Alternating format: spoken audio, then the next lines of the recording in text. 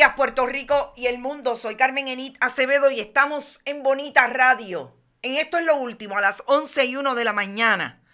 No podemos hablar de otra cosa que no sea contrato de Luma, enajenación de trabajadores y trabajadoras de esa corporación pública en medio del contrato de la primera fase de privatización, transmisión, distribución y servicio al cliente de la corporación Luma Energy, consorcio entre 3 organizaciones, una de ellas Quanta de Canadá. Vamos a hablar de quiénes son los que están hoy en Luma. Vamos a hablar de quiénes desde el pasado, tan lejano como el 2013, el 2014, que la administración de Alejandro García Padilla comenzó a hablar de una reestructuración en medio de la discusión de la deuda pública, sobre todo lo que estaba pasando en la Autoridad de Energía Eléctrica, corporación pública, con serios problemas económicos. Lisa Donoghue, ¿qué pinta Larry Selhammer en todo esto? ¿Qué pinta? Elementos de la campaña del que fuera candidato a la gobernación del Partido Popular, o por lo menos primarista, Eduardo Batia. Vamos a ponerle el contexto histórico de quiénes fueron en aquel momento y quiénes están ahora. ¿Qué pito toca la experiencia que haya podido tener un cuerpo legal de personas que hoy tienen un bufete, o por lo menos participan de la firma de un bufete internacional con base en Puerto Rico igualmente, en lo que fuera la privatización de Ondeo? ¿Cuáles son las diferencias entre aquel contrato y este contrato? Vamos a hablar sobre todo eso y no creo que nos dé tiempo a hablar sobre nada más, pero vamos a tocar definitivamente, porque igualmente está atravesado en el análisis. ¿Qué relación tiene lo que está ocurriendo en Puerto Rico hoy con relación a los trabajadores y a Luma de la Autoridad de Energía Eléctrica con los nombramientos que colgó ayer la Cámara de Representantes, Manuel Torres Nieves y Larry Selhammer? De la santidad de Larry Selhammer, de la caballerosidad que ha colocado a muchos y a muchas, por lo menos figuras reconocidas, Marisara Pont, Yolanda Sayas, entre otros, hablar que hay vergüenza ajena de lo que hizo la Cámara de Representantes ayer, liderados por Rafael Tatito Hernández, presidente de ese cuerpo legislativo. Vamos a hablar de todo eso, a ver si podemos por lo menos poner en el contexto histórico quiénes son los personajes. Y como hablaba hace un momento con una colega periodista, esto es una cuestión de hechos. Vamos a armarlo, vamos a armar el mapa. Y como siempre, antes, compartan el contenido de Bonita Radio, la discusión, el análisis que tendremos hoy. Vayan a bonitasradio.net, allí pueden donar a través de PayPal y tarjetas de crédito. También pueden hacerlo a través de la Fundación Periodismo 21, la aplicación en su ATH móvil. La Fundación recibe cheques o giros postales a nombre de la Fundación Periodismo Siglo XXI, PMB 284, PO Box 19400, San Juan, Puerto Rico, 00919-4000. Además, vayan a Bonita-Radio en Twitter, iVoox, iTunes y Spotify. Estamos allí en tipo podcast. YouTube, todo el tiempo. Allí están nuestros programas. Y denle en compartir también desde ahí. Gracias a Vegalta Coop, a la cooperativa Abraham Rosa y a Buen Vecino Café. Dice Sandra García que nos ve luego. No hay problema. Como siempre, gracias Sandra. La diáspora está presente. Gabriel Quiñones, lo que me dijiste de las emisoras independientes. Aquí estamos orientándonos. Gracias a Guillermo Pérez. Escúchenos. Haga su contribución en términos de critique y sugiera qué quiere escuchar y por dónde cree que este periodismo independiente le puede servir mejor al país. Bárbara González Camacho, toda la familia de Selhammer está guisando con Luma. La familia que guisa unida se mantiene unida, dice Bárbara González. Buen día, Adalberto Ramos. Bueno, vamos a empezar por los nombramientos de Manuel Torres Nieves, Contralor de Puerto Rico, ex secretario del Senado bajo la administración de Tomás Rivera Chats. El nombramiento de Manuel Torres Nieves se colgó ayer en la Cámara. El nombramiento de Larry Selhammer. En esta foto de frente en una sesión legislativa confrontando a Fernando Padilla Padilla, ese que hoy es el director de programación o subdirector de la Autoridad de Energía Eléctrica y que lidera en este momento la transición hacia Luma. Yo quiero empezar con estos dos nombramientos porque es la discusión que trae ayer, después que en la mañana supiéramos que el caucus del Partido Popular había decidido votarle en contra a los dos nombramientos. Hay una argumentación de manos, por ejemplo, de la expresidenta de la Legislatura Municipal de San Juan, Yolanda Saya, ex secretaria de la Familia, adscrita al Partido Popular Democrático, la ex secretaria del Departamento de Estado designada, Marisara Pont, que igualmente fue una víctima del gobierno compartido en aquel momento, 2005, cuando Aníbal Acevedo Vilá la designó a ser secretaria del Departamento de Estado y la legislatura liderada en aquel momento por José Primitivo Aponte en la Cámara de Representantes la colgó.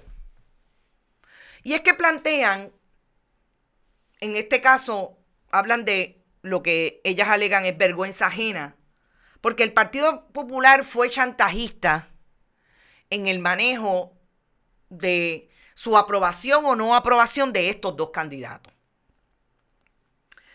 Yo voy a primero discutir lo que me parece que no puede estar ajeno de la discusión cuando se habla de por qué la legislatura de Puerto Rico, o por lo menos los porqués, ¿verdad?, que han salido a relucir sobre esa no confirmación de Larry Selhammer y Manuel Torres.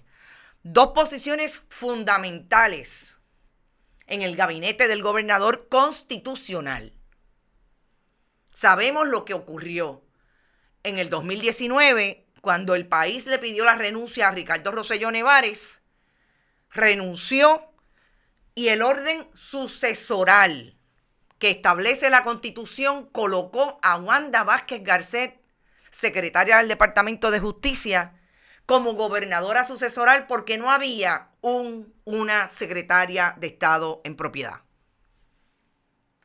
Todo eso viene a la mente pública de este momento. Pero yo creo que hacer un análisis de por qué Rafael Tatito Hernández, independientemente de las luces y las sombras que pueda tener esa delegación del Partido Popular, asumió lo que es parte del sistema republicano de gobierno en una democracia. Y tiene que ver con el sistema de pesos y contrapesos. Y cómo la decisión de la legislatura, además de ser una decisión política, viene atada a lo que es la negociación en ese esquema de gobierno que está planteado desde ese sistema republicano de gobierno. Y es que la legislatura de Puerto Rico hoy no está en manos del Partido Nuevo Progresista. En efecto, tenía que haber una negociación, tiene siempre que haber una negociación. Y el problema que tuvo el Ejecutivo en esa negociación es que tenía dos candidatos, uno de los cuales representaba, en el caso de Larry Selhammer, representó lo que yo me imagino que el Ejecutivo si no lo tuvo en el pipeline del análisis, pues realmente no sé qué pasó ahí en la estrategia.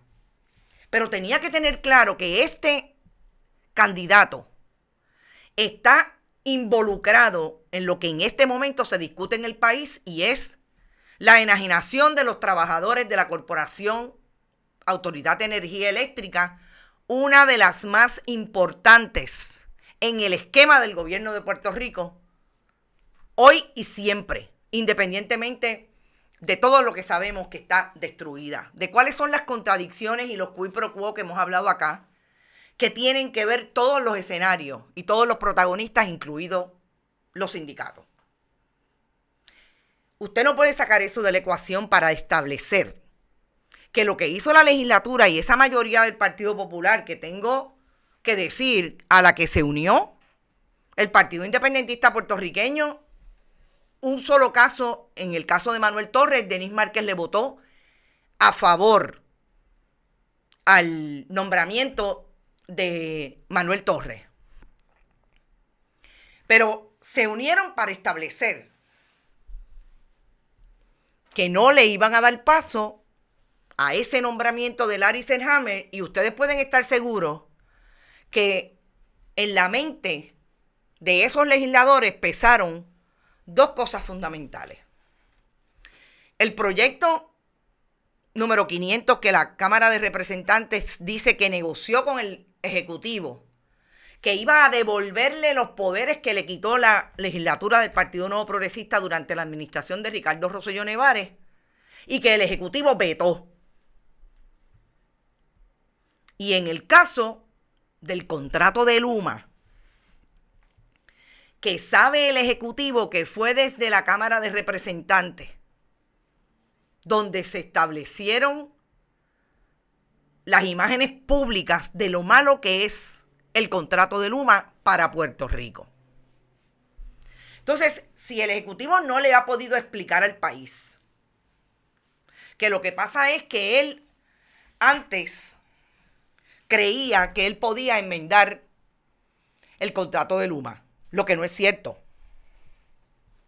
Porque sabemos que el contrato de Luma viene amarrado, así, amarrado, sin ninguna posibilidad, que no sean los tribunales, y ya ustedes ven lo que pasó en el Tribunal de Quiebra.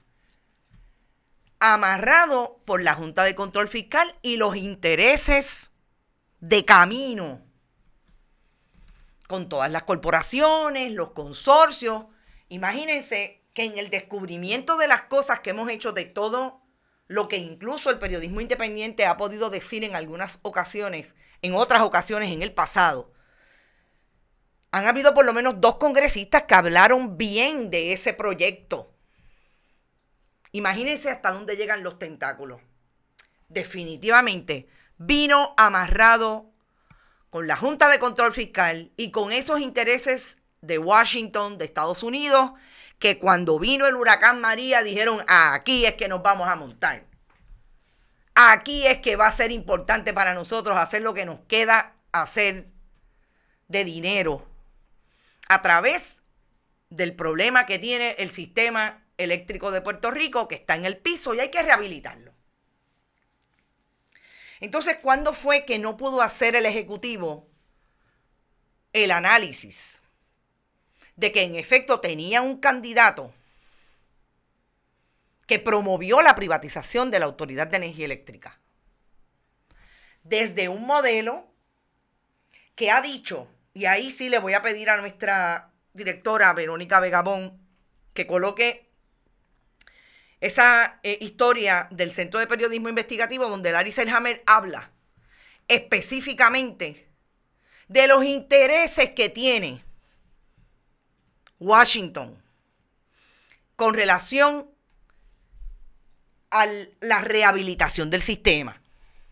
Tenemos que tomar el liderato, establecer la visión de Puerto Rico en su asunto energético, dijo Selhammer al Centro de Periodismo Investigativo cuando se le confrontó con los 2 congresistas que estaban detrás del consorcio de Luma. Y en la medida en que nosotros podamos proveer dirección clara y precisa, eso va a facilitar que los acreedores lleguen a un acuerdo y que los inversionistas se sientan cómodos. No he recibido ningún tipo de comentario de parte de la Junta de que este proyecto de política pública energética no se deba atender.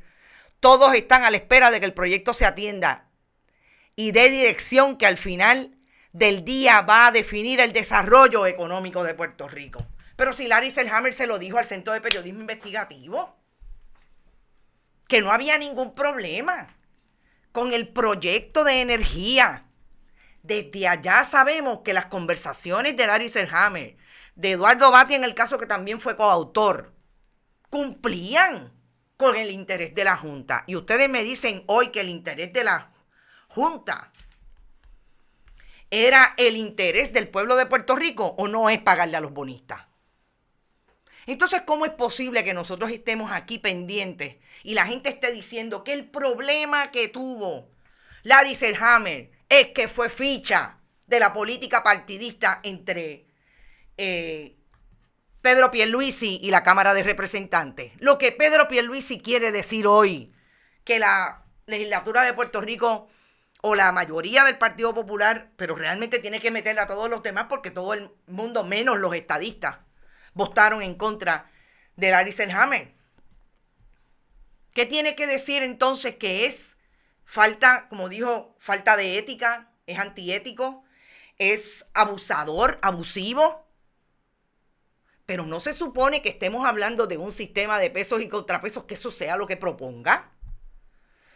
La compañera Carla Cristina hablaba, y me parece que llamó la atención puntual al gobernador de un asunto que al gobernador se le olvida, que ganó con un 32% de los votos, y que le dijo al gobierno, y lo trae muy bien Carla Cristina, le dijo a Puerto Rico en julio-agosto del 2020, que el contrato de Luma no se había presentado, no se había negociado en las mesas delante del pueblo de Puerto Rico. Se lo dijo en aquel momento como candidato primarista a la que estaba siendo su contrincante, Wanda Vázquez Garcet, gobernadora sucesoral. Y ahora dice que el problema del nombramiento de Larry Selhammer es que la legislatura abusa del poder. Y Carla Cristina le recuerda convenientemente, puntualmente, gobernador, el problema es que usted le dijo al país que ese contrato había que revisarlo y se podía enmendar, y ahora dice que no. Pues, ¿qué es peor para Puerto Rico? ¿El contrato de Luma o que no hayan confirmado a Larry Selhammer? Esa es la pregunta que se hace la colega, y yo tengo que decir que es la pregunta que tiene un contexto real de lo que está pasando en esta situación. Yo difiero cuando ella dice que las personas no pueden ser fichas de ajedrez. Aquí no estamos hablando que las personas sean fichas de ajedrez. Los que son, y yo creo que la escritura en la pared que sí está leyendo la legislatura de Puerto Rico, entre unos y otros, en este caso, en otros casos sabemos cómo se han ido. Es en efecto cuál ha sido la demostración en estos últimos 4 o 5 días del país, cuando establece que lo que ha pasado en la transición de la Autoridad de Energía Eléctrica hacia Luma ha sido un proceso atropellado. Que la legislatura tiene una resolución, tenga poder o no tenga poder. Todavía yo me cuestiono qué poder pueda tener la legislatura para ir sobre ese contrato. Pero por lo menos la resolución establecía que ayer, con los votos del partido, la abstención del partido, con el asunto de la posición del Partido Nuevo Progresista en contra y de otros que se le unieron, y ahí está, y tenemos la votación. Vamos a ver la votación en relación, esta es la ley 7, en relación a lo que tiene que ver con la resolución. No sé incluso si te la envié. Derrotaron la resolución que tenía, la resolución 88, que es la resolución que establecía que la transición hacia Luma se moviera para enero del 2022. ¿Por qué no se puede mover? ¿Por qué no se puede mover? Pues entonces lo que tendrían que decir, y creo que lo empecé a decir y no lo terminé, es la verdad al país. Nosotros tenemos un problema que yo creo que la mayor parte de la opinión pública sabe, que el problema es que el Ejecutivo, el Legislativo tienen bastante las manos atadas con la Junta de Control Fiscal. Pero ¿y para qué muchas cosas cabildea el Partido Nuevo Progresista y el Partido Popular? Que cabildeen para ver qué está pasando en Washington con el interés de que esa junta no le ate las manos al gobierno de turno.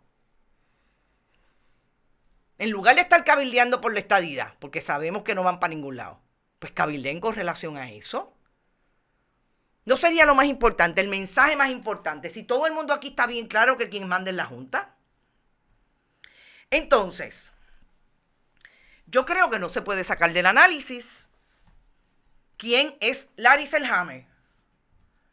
En el caso de Manuel Torres, yo creo que Manuel Torres, si vamos a ir al nitty-gritty de quién es Manuel Torres, tiene un problema fundamental. Manuel Torres era el secretario del Senado cuando Tomás Rivera Schatz era presidente. Cuando la legislatura de Puerto Rico, entre la Cámara y el Senado, no le pagó en 4 años las utilidades, Autoridad de Acueductos y Alcantarillado y a la Autoridad de Energía Eléctrica. Cuando el Senado de Puerto Rico tenía empleados fantasmas, así como la Cámara, y quienes dirigían el proyecto hacia los empleados fantasmas era nada más y nada menos que un oficial de confianza de Tomás Rivera Schatz y legislador municipal, vicepresidente de la legislatura municipal de Bayamón. Manuel Torres Nieves tenía todos esos contratos ante sí como secretario del Senado. Y ustedes me quieren decir a mí que este es el mejor candidato para establecer la política pública de cómo se maneja sin corrupción el dinero de la chequera del pueblo, desde la oficina del Contralor. Que eso no haya sido lo que tomaron en consideración, y déjenme buscar esa votación, que no haya sido lo que tomaron en consideración aquellos para tomar la decisión, pues ahí tendremos que saber. No, parece que pensé bajarlo, pero no lo bajé, Verónica. Porque yo creo que es importante poner todo esto en contexto cuando de la manga o tan rápido, tengo una amiga que dice, es que le dan tan rápido al botón de share después que escriben. Establecer el análisis de qué es lo que está ocurriendo en el país para que la legislatura de Puerto Rico tome una decisión como esta con relación a 2 candidatos de gabinete. Entonces, como dice Juan Carlos Olmeda, no pagaban, pero sí había dinero para puestazos y sueldazos. Y el secretario del Senado tenía que ver en eso. Por lo menos debió llamar la atención. Una pregunta legítima en esas vistas. ¿Cuántas veces usted le llamó la atención al presidente del Senado de que aquí había unos contratos que estaban nebulosos? De que aquí había que asumir una responsabilidad a través de la superintendencia del Capitolio de pagar lo que se le debía a la Autoridad de Energía Eléctrica y a la Autoridad de Acueductos. Ese es el trabajo que tenían que hacer los legisladores en esas vistas. Entonces, vamos al pedigrí de Larry Selhammer. A mí me llama la atención que la gente hable de caballero. Definitivamente, Larry Selhammer no es el político aguerrido, el de verbo hostil, en comparación con esos otros líderes del partido en el que él comulga, el Partido Nuevo Progresista.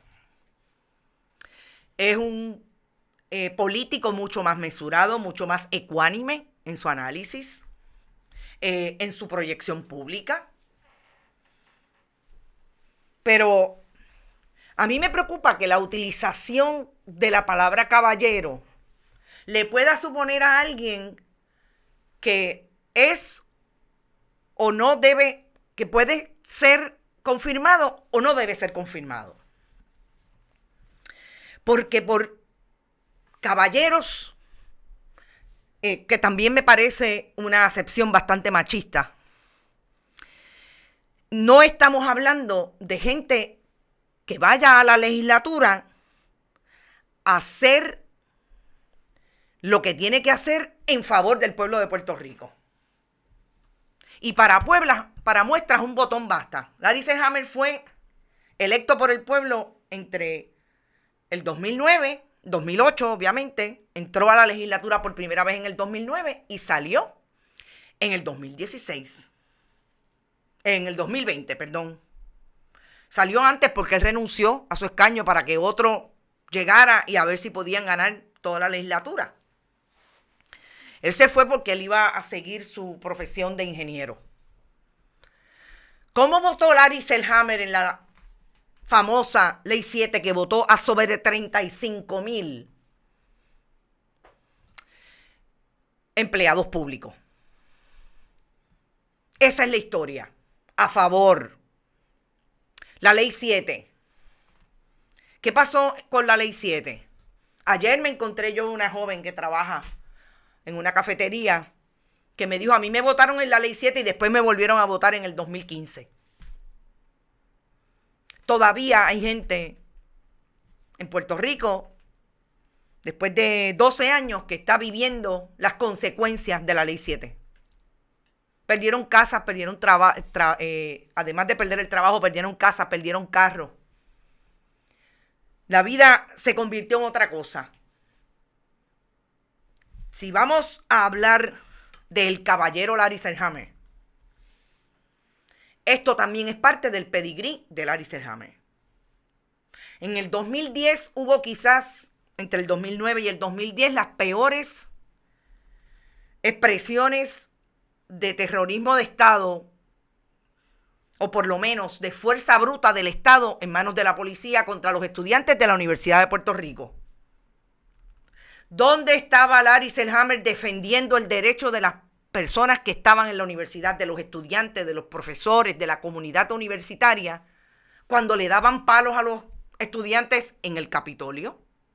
Cuando le cerraban las gradas, cuando su presidente del Senado, Tomás Rivera Chats, le cerró las gradas al pueblo de Puerto Rico del Capitolio. ¿Dónde estaba Larry Selhammer en una conferencia de prensa donde Tomás Rivera Chats y el liderato de ese partido en la legislatura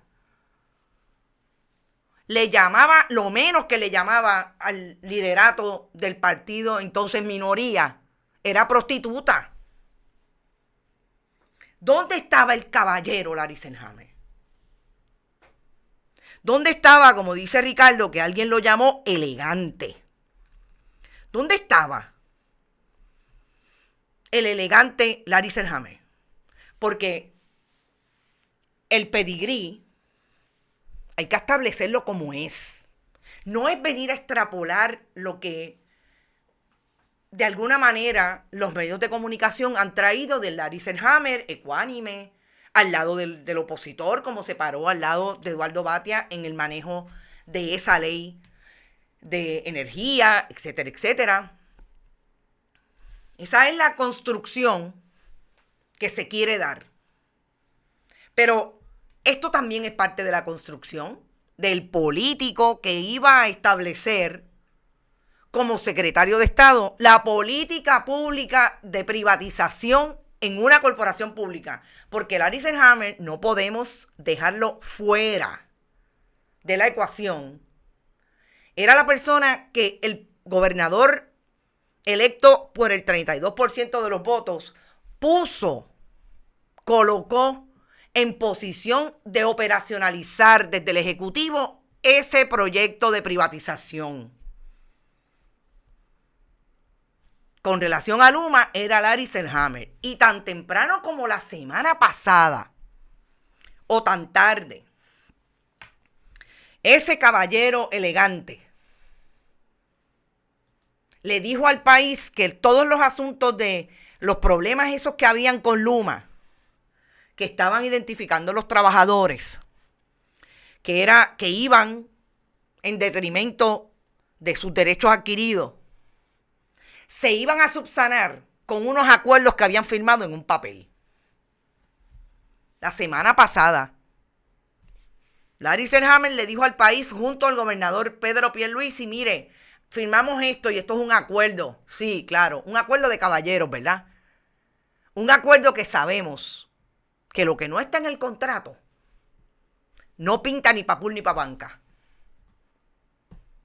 Entonces yo creo que cuando nosotros hablamos en el contexto de quién es el Larry Selhammer que la legislatura ayer dijo, ¿sabes qué? No podemos dejar fuera de la ecuación que ese Larry Selhammer en un momento dado en el 2014 denunció lo que supuestamente el Partido Popular a través del Banco Gubernamental de Fomento estaba haciendo con Lisa Donoghue. Y ahí está la imagen. Lisa Donoghue, Fernando Padilla, ante la comisión del Senado, en aquel momento presidente Eduardo Batia. Y sobre esta imagen, donde está la entonces secretaria del BGF, se me acaba de olvidar el nombre de Melba Costa. En esta misma vista, Larry Selhammer, y esto todo es historia de fácil corroboración a través de las redes, a través del sistema de internet. En esta misma vista, Larry Selhammer le dijo al país en una conferencia de prensa que lo que había hecho Melba Costa yendo allí, en aquel momento el que está al lado, el sentado al lado de Lisa Donoghue, era el presidente de la Junta de la Autoridad de Energía Eléctrica, había sido intimidar a Lisa Donoghue para que no dijera la verdad. El problema es que lo que no dice Larry Selhammer, no dijo en aquel momento, era que él estaba trabajando para las gradas, porque estábamos en año de elecciones, 2015-2016. Y además de eso, que él sabía muy bien lo que le habían pedido los bonistas de la Autoridad de Energía Eléctrica y cuáles eran las decisiones que se estaban tomando ya en medio de la antesala de la ley promesa, qué era lo que quería hacer ese intento de reconstrucción que implementó en efecto el Partido Popular en el 2014, a partir del 2013-2014 en la Autoridad de Energía Eléctrica. Y era la privatización porque querían destruir la unión. Entonces, lo que yo estoy planteando hoy es que esta es la historia que persigue esas acciones que ayer se dieron y que yo estoy segura que por lo menos de esos 29 que votaron en contra de el nombramiento de Larry Selhammer, por lo menos 5 tienen propio y personal conocimiento de lo que yo estoy hablando. Y algunos de los que me deben estar escuchando. Porque en efecto, eso ocurrió en todo ese primer intento. Y yo aprecio mucho a Ramón Luis Nieves, ex senador que estuvo también involucrado en esta primera intento de privatización que fue el análisis de la reconstrucción. Ramón Luis, tan lejos, y Twitter, si le das un poco para arriba, tiene la fecha. Es específicamente, mírenlo ahí, de abril del 2015. De la fecha que es esta foto que les puse, que les coloqué. Esto era la antesala de la ley promesa, mi gente. Y Ramón Luis hizo una defensa en estos días con relación a lo que él entiende no hizo esa ley de energía, porque él entiende que era un híbrido, era un modelo público, era un modelo híbrido. Yo no sé dónde le ve la hibridez a lo que estamos viendo hoy que está pasando a base de esa ley de energía que impulsó Larry Selhammer y Eduardo Batia. Porque ahí no hay hibridez posible. Y ya mismo vamos a seguir hablando de los extremos y quién está hoy y quién no está hoy en Luma. Entonces, cuando una lee esto, yo creo que lo primero que tiene que estar claro, y de hecho, en esa discusión o en esa presentación de los datos como él entiende que ocurrieron, el ex senador licenciado Ramón Luis Nieves fue confrontado con algunos internautas que le dijeron, precisamente lo llevaron, lo retrotrayeron al momento de Lisa Donahoe. Y no podía dejar de decir que eso no era un intento de privatización. Yo me voy a circunscribir a la gente que estaba allí. Ramón Luis Nieves sabe quiénes son. Que le pregunten a Alejandro García Padilla cuáles eran las intenciones, cómo se trabajó en el informe Kruger sobre la ley promesa, con los asesores y consultores del gobierno de Puerto Rico entonces, entre ellos Milstein, si no estaba planteado a la privatización porque querían destruir la Unión. Entonces vamos a decir las cosas como son. Y en ese sentido es que yo ubico la discusión que no puede estar apartada de lo que pasó. ¿Cuál es la responsabilidad de cada uno?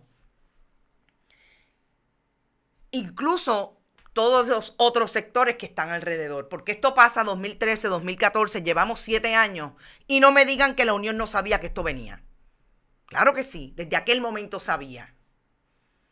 Aquí cada quien que asuma responsabilidad. Y yo creo que hay que decirlo como es. Pero sobre todo, hay que decirlo con esa información que encontramos, que es de dominio público para todo aquel que pueda hacer una búsqueda puntual de quiénes han sido los personajes que han estado alrededor del asunto de la Autoridad de Energía Eléctrica, que hoy concluye o que hoy desemboca en esta primera fase de privatización con un elemento adicional que nadie se iba a imaginar y que no debe haber estado planteado desde el 2014, que es que el huracán María aceleró todo lo que podía ser la inversión o reinversión de los dineros de la reconstrucción en el sistema eléctrico. Pero la semilla estaba planteada desde el día 1. Entonces ahora llegamos a quiénes son los que están hoy. Esa foto de Tomás Rivera Chats es priceless, dice Ivonne. Los más americanos actuando como Maduro. Vamos a decir que aquí se ha hablado poco de cómo pasó la privatización de Ondeo, de la Autoridad de Energía Eléctrica. Y yo voy al documento que es histórico, cuando el Banco Gubernamental de Fomento existía. Y esta es la imagen que repite hoy la red y que no la borra, del famoso proyecto Agua para Todos. En aquel momento, Agua para Todos, un proyecto del 2002, administración Sila María Calderón. Aquí se describe totalmente cómo este proyecto era supuestamente la panacea para venir a manejar unos asuntos que en aquel momento Juan Agosto Alicea, como presidente del banco, y otros funcionarios de ese banco entendían que debían poner en manos de una privatizadora. ¿Quiénes eran los personajes, las personas que estaban en el Banco Gubernamental de Fomento en aquel momento en que se ideó el proyecto de privatización que terminó en la firma francesa Ondeo de Puerto Rico? Pues una de las personas que estaba era Miriam Figueroa como una ayudante de el entonces presidente del Banco Gubernamental de Fomento. Miriam Figueroa, que estaba en ese grupo, y estas son las fotos oficiales del banco. Fue una de las personas que participó en el proyecto y hoy podemos decir Y fíjense cómo es que hay que aquilatar el asunto como es. En aquel momento, el contrato de ondeo pudo prescindirse, porque era un buen contrato para Puerto Rico. El Banco Gubernamental de Fomento y los que hicieron ese proyecto se aseguraron que ese contrato tuviera garras para cuando el privatizador lo hiciera mal, salir de ello, como en efecto pasó. Porque pasó, Ondeo no dio pie con bola, se acabó Ondeo. Pero cuando nosotros hablamos de quiénes son los protagonistas hoy del contrato de Luma, de quiénes han estado y quiénes son los abogados de Luma en muchas instancias, nosotros tenemos que decir que encontramos a una socia del bufete DeLay Piper, que es uno de los bufetes que tiene a Luma como cliente y que ha generado documentos como este que van a ver, que es un documento de el negociado de energía que coloca en posición a la licenciada Margarita Mercado Echegaray como una socia de DeLay Piper. DeLay Piper ha sido identificado desde el día 1 como uno de los bufetes que lo menos que le cobran a Luma es $1,000 y pico la hora. Pero ¿quién es socia de DeLay Piper también? Miriam Figueroa. Aquella persona que aparentemente logró, y quiero que nos vayamos al profile, como dirían en country, de la página de DeLay Piper, que establece exclusivamente que Miriam Figueroa se vende en esa página como con la experiencia de haber traído aquel proyecto de privatización de ondeo. Y esto sigue siendo una cuestión de hechos.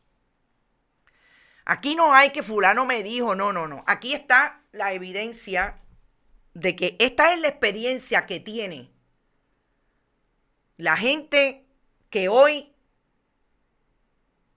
defiende a Luma desde el proyecto legal. Entonces, cuando nosotros vemos esto, tenemos que preguntarnos, la gente de DeLay Piper, que según el documento que le enseñáramos que presentan a Margarita Mercado Echegaray como una socia trabajadora de DeLay Piper que defiende a Luma ante el negociado de energía. Esa gente, esos abogados, le cuestionan a Luma que quieran un relevo de responsabilidad total para no tener ninguna responsabilidad por los actos negligentes e intencionales de sus trabajadores en el ejercicio de su función de privatización. Yo quería hacerle esa pregunta a Miriam Figueroa, a la licenciada Mercado Echegaray. El problema es que llamé y una joven que atendió el teléfono me dijo que estaban trabajando remoto, que ella le iba a pasar un texto a uno de los socios. Pero cuando yo le dije, es que yo quiero hacer preguntas relacionadas a su cliente Luma, me dijo, es que no estamos dando entrevistas para eso. Entonces, ¿a quién le vamos a preguntar? ¿Quiénes son los que actúan en favor del pueblo de Puerto Rico con relación a ese contrato? Porque ayer hubo vista en el negociado de energía para atender el asunto de lo que está pidiendo Luma, que está en el contrato original, que ellos no van a comprar ninguna póliza, que ellos quieren un relevo total de los actos intencionales y de los actos negligentes. Entonces, ¿por qué no podíamos saber que, lo podíamos saber, porque no se descubrió antes. Yo les dije que yo llevaba 6 meses, 4 meses, de 4 a 6 meses, detrás de los personajes que cabildearon en favor de Luma, que participaban del proyecto Luma y que eran parte de esta organización que tiene la corporación, que es bien agresiva,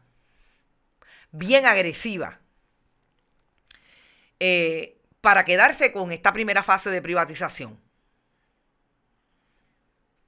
Mire que yo llevo años en esto y el silencio de toda la gente con quien hablaba siempre me levantó sospecha.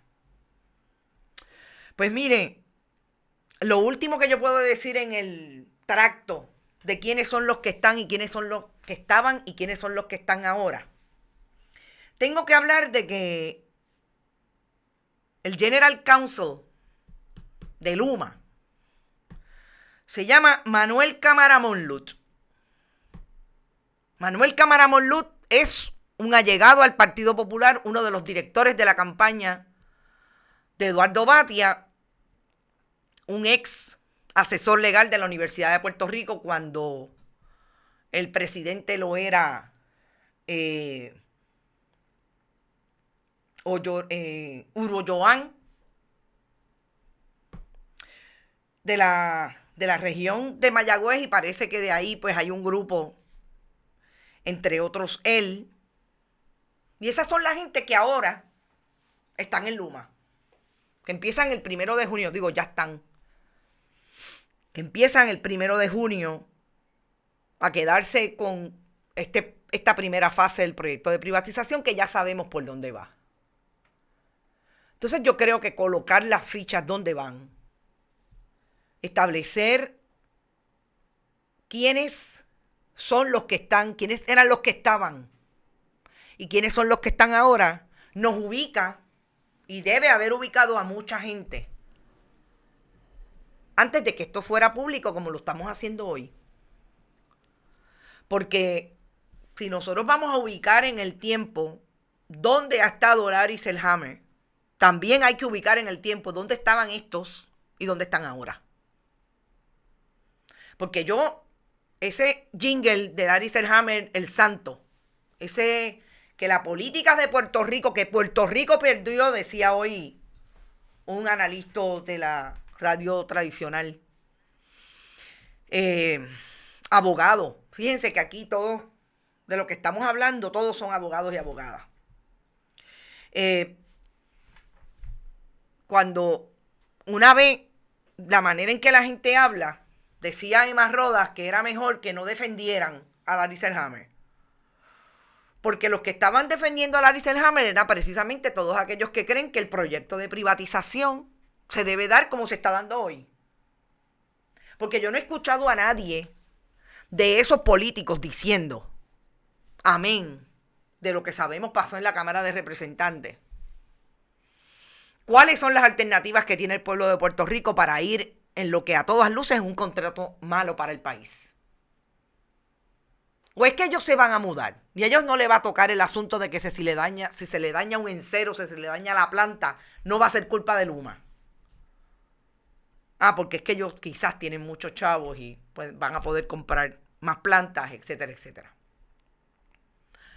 Yo creo que había que hacer la composición del lugar y me da la impresión que por eso es que no necesariamente nos habíamos enterado de cómo era que esto estaba funcionando. Y yo estoy segura que faltan muchas piezas en el ajedrez. Estoy segura que faltan muchas más piezas. Y si lo que hay es eso que también repite mucha gente en las redes, que el problema de este contrato es que la Junta es quien manda a Puerto Rico, yo me pregunto, ¿cuándo es que los representantes del pueblo que saben eso, que saben que el problema del contrato es que lo empujó Washington, lo empujó la Junta, van a cabildear con tantos millones que cabildean para la estadidad? Cabildeen para que, en efecto, si quieren seguir lo que se supone que hagan desde el Ejecutivo, desde el Legislativo, es trabajar en favor del pueblo, cabildear para que eso cambie. Porque de verdad que yo me tengo que quedar, si yo estuviera en ese escenario, yo me tengo que quedar de manos cruzadas porque no hay manera de cambiar esto. Como decía una persona ayer también en medio de la opinión que estaba emitiendo Carla Cristina.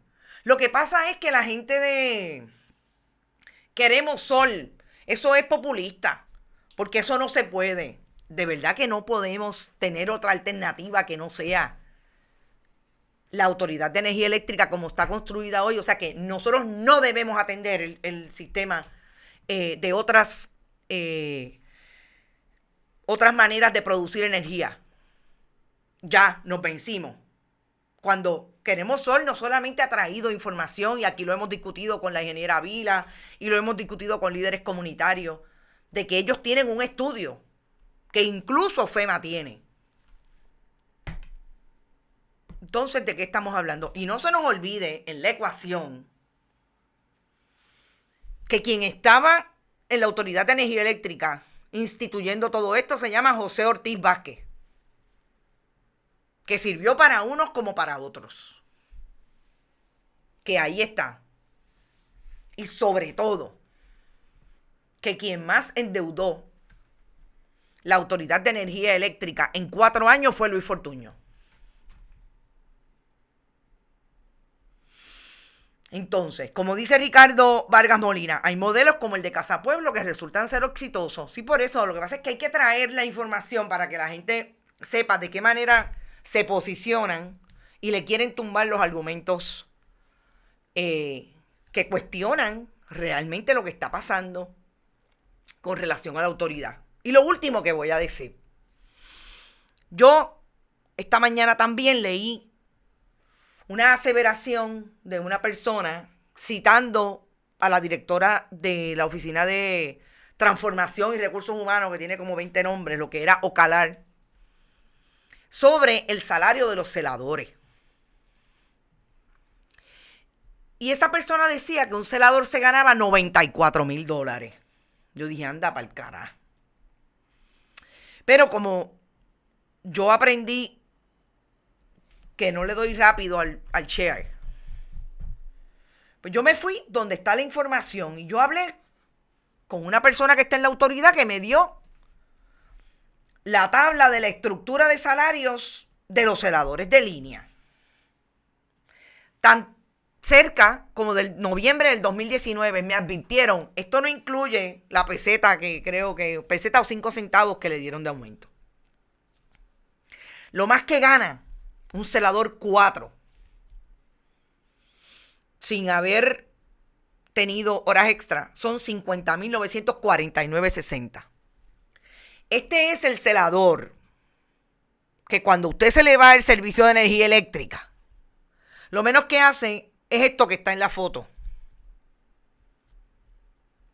Que en el caso de la Autoridad de Energía Eléctrica vimos lo que hicieron durante el huracán María.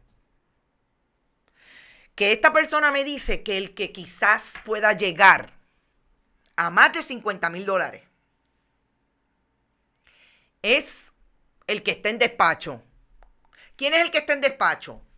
El que cuando usted lo pone en Twitter, mira, Jaramillo, no tenemos luz en Country Club. Se le va mucho la luz a la gente en Country. Se montan en el camión y llegan a bregar con el cable vivo. El cable que está en chispa. Y yo quiero que ustedes sepan que de ahí el montón de accidentes en el trabajo que han tenido los celadores, y uno de ellos, tengo que decir, es el hijo de Héctor O'Neill, el que era alcalde de Guaynabo. Entonces, ustedes me quieren decir a mí que esta no es la campaña de desacreditación, como dice Ricardo Vargas Molina. Pero el problema no es que los desacrediten, porque si usted me desacredita con la verdad, allá tengo que ir. Es que digan una mentira y la repitan tan vilmente que un celador se gana $94,000. Entonces, No es posible. Sí. El gobierno de Puerto Rico tiene las manos atadas y no se lo quiere decir al país. Y no le quiere decir que Pipo no manda nada. Que la legislatura tampoco. Que no se atreven a hacer lo que tienen que hacer, es ir a cabildear para que esa junta deje de tener los poderes que tiene. Y Puerto Rico, claro, con políticos que quieran al país, porque, ¿verdad? Si es con los mismos, pues tenemos un problema. Si no se atreven a hacer eso, bendito, no hagan las campañas de desprestigio, porque lo mejor que tiene esto es que yo estoy segura que hay mucha gente como yo que coge el teléfono y dice, mira, ven acá, tú tienes esa lista de los salarios. Explícame cómo es eso de la escuela de celadores, porque lo menos que dijeron es que los celadores no tenían grado universitario. ¿Es cierto? Los trabajadores diestros, los peritos electricistas no tienen grado universitario. Pero hay una escuela de celadores que lo menos que está pasando ahora es que te tienes que convertir en perito electricista. Y van a la escuela de celadores y ahí está su expertise. El que tiene el abogado, la abogada, se va a trepar en el poste con la línea viva. ¿Tiene la capacidad para hacerlo? Bendito, un poco de más contexto, pero sobre todo un poco de más seriedad cuando hablemos de lo que estamos hablando aquí. Vamos a ser un poco más serios en la información, a traerla, contextualizarla y decir, esto es, pero sobre todo, no pensemos que es tan fácil como que alguien dice una verdad y una mentira. Dentro de eso está toda esta historia que hemos discutido hoy. ¿Dónde estaban antes? ¿Qué hicieron? ¿Y dónde están ahora? Por eso me parece que cuando la gente habla de lo que no hizo bien la legislatura, como me decía alguien antes de yo entrar al programa, diablo, lo que pasa es que independientemente de eso, la defensa del partido, de esa delegación del Partido Popular, no, esta no es la defensa de la delegación del Partido Popular. Estos son los hechos, lo que ha ocurrido y cuáles son los análisis que nos faltan en la discusión de por qué Manuel Torres y Larry Selhammer no están hoy en el gobierno de Puerto Rico. Entonces, yo creo que era importante que lo pusiéramos en contexto. Ahí están los personajes. Nosotros a las 5 espero que tengamos un análisis con Brenda Reyes Tomasini sobre todo de qué manera la estrategia de comunicación y la comunicación estratégica del gobierno de Puerto Rico se le está yendo de las manos. Que no hay manera que puedan decir que el pueblo está equivocado cuando no está mirando de frente por qué Larry Selhammer, por qué Manuel Torres no están hoy confirmados. Con todo lo que tienen alrededor de el contrato de Luma y lo que supone para el pueblo de Puerto Rico. Usted está molesto con la gente de la UTIER. Legítimo.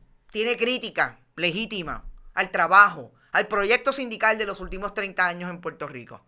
Esto no se trata de 4.800 empleados de la UTIER. Esto se trata del país y me parece que hacia allá debemos estirar el análisis y ver de qué manera se puede salir de esto. Los que defienden la privatización son de clase media, alta y adinerada, los que pueden absorber cualquier aumento en la tarifa, dice Frances M. Segarra. Eso es un buen análisis. Genial, me lo imagino, dice Elizabeth, enganchada de lo alto del palo, me has hecho el día con la bolsa de donas. Ay María, ustedes están hablando ya, me imagino de quién. Y muchos enpuestazos ganándose billetes sin preparación, dice la doctora Minerva Quiñones. Carmen Negrón, ¿dónde acomodarán a estos dos? Cualquier chilla, hijo talentoso, bien atornillado, se gana esos 90. Quiero que sepan, y no lo puedo decir ahora porque me tengo que ir, pero esta tarde vamos a hablar de lo que no hablamos. ¿Dónde estaba Larry Selhammer cuando se hablaba de los hijos y las hijas talentosas? Las esposas o las ex esposas talentosas. También ahí tiene historia. Pero nos vamos. Como siempre, ¿cuánta me huele a Whitefish? Mismo truco, dice Luis Burgos. Vamos a bonitasradio.net y ustedes pueden donar a través de PayPal y tarjetas de crédito. Igualmente pueden hacerlo en la Fundación Periodismo 21 en su ATH móvil. La Fundación recibe cheques o giros postales a nombre de la Fundación y a esta dirección, PMB 284, PO Box 19400, San Juan, Puerto Rico, 00919-4000. Recuerden que estamos en Bonita-Radio en Twitter, que Bonita Radio también está en podcast, iVoox, iTunes y Spotify, y en YouTube también todos los programas después que se acabe este. Que Buen Vecino Café, Vega Alta Coop y la cooperativa Abraham Rosa son nuestros auspiciadores por el momento. Éxito. Nosotros nos vamos a las 5, no se pierdan. Brenda Reyes Tomasini, estoy segura que viene con algo heavy hoy a las 5 de la tarde. Nos vemos allá, buen provecho. Hasta las 5 en Qué Palo es Noticia.